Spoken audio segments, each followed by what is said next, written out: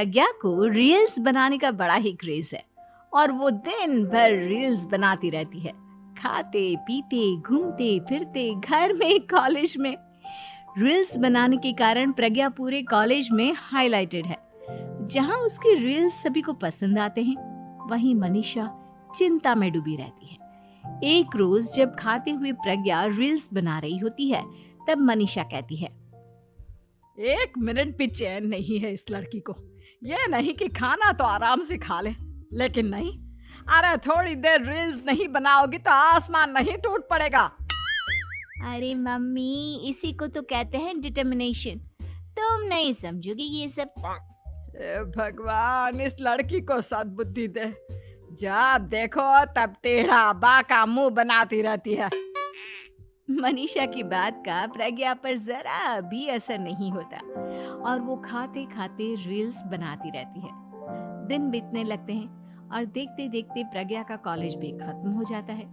आए दिन कोई ना कोई मनीषा को प्रज्ञा की शादी करवाने का सुझाव दे जाता है। सब ठीक ही कहते हैं, प्रज्ञा की शादी कर देनी चाहिए। अपने घर के कामकाज में व्यस्त हो जाएगी तो खुद ही ये रील्स और नाच गाना बंद हो जाएगा।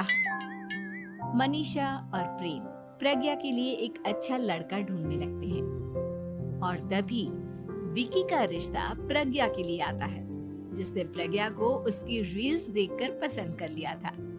अगले दिन विकी अपने माता पिता के साथ प्रज्ञा के घर पहुंच जाता है और प्रज्ञा साड़ी पहने हाथों में चाय की ट्रे लिए उनके सामने आती है।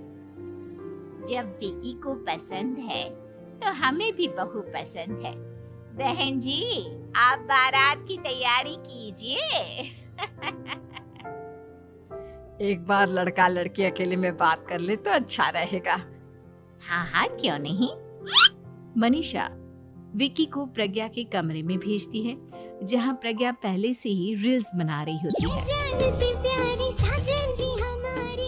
तभी विकी कहता है, आ गए आपके साजन जी। हमारे साथ ये रील्स कंप्लीट करती तो और भी अच्छा रहता।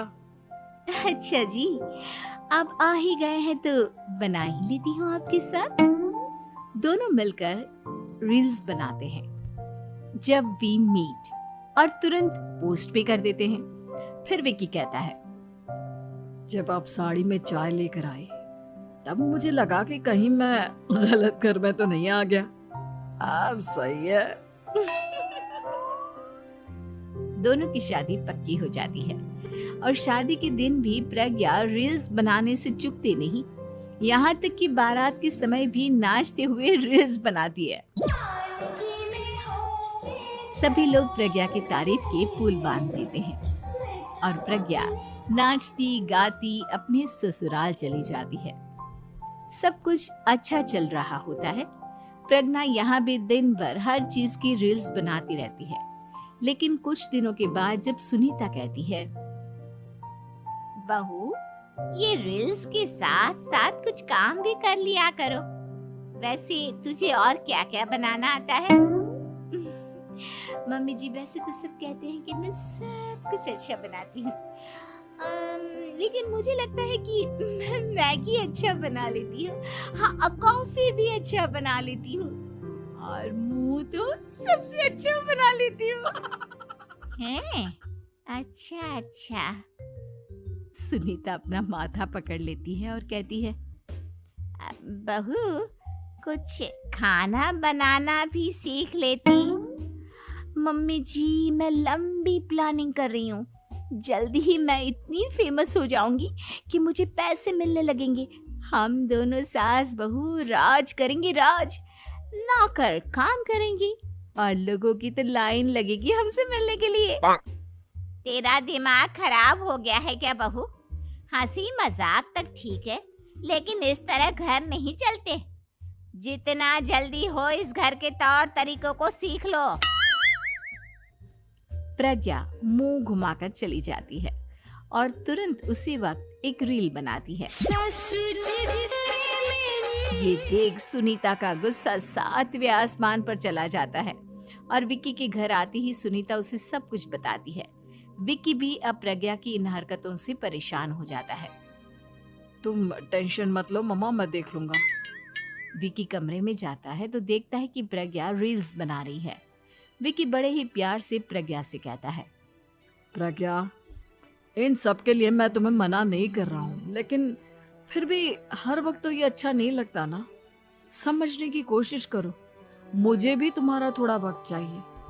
मैं जब ऑफिस से आता हूँ तुम मुझे समय देने की जगह इसी में लगे रहते हो। तुम ज्यादा ही सोच रहे हो, तुम भी मेरे साथ रील्स बनाओ ना, तुम्हें भी बहुत अच्छा लगेगा। तुम्हें इज्जत से कोई बात समझ में नहीं आती क्या? दिमाग खराब हो गया है तुम्हारा इस चकाचौंध से। अगर तुमने अपना रवैया नहीं बदला तो मैं तुमसे दूर चला जाऊंगा।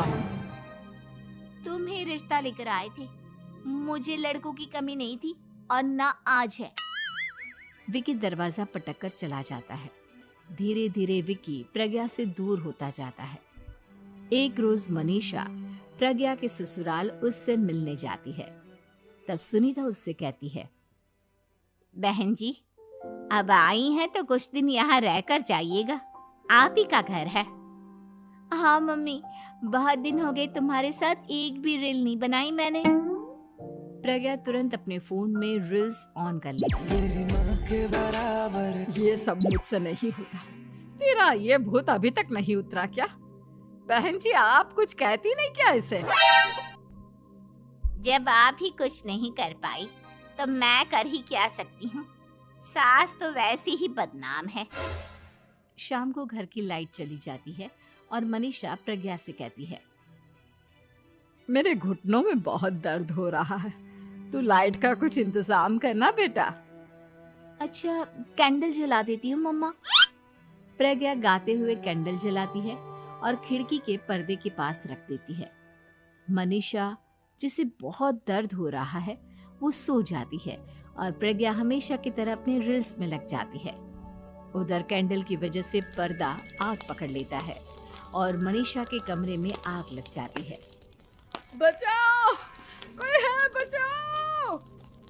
सभी भागते हैं और विकी कमरे की आग बुझाने में लग जाता है, लेकिन तब तक मनीषा आधी जल चुकी थी। मनीषा की हालत देख प्रज्ञा रोने लगती है।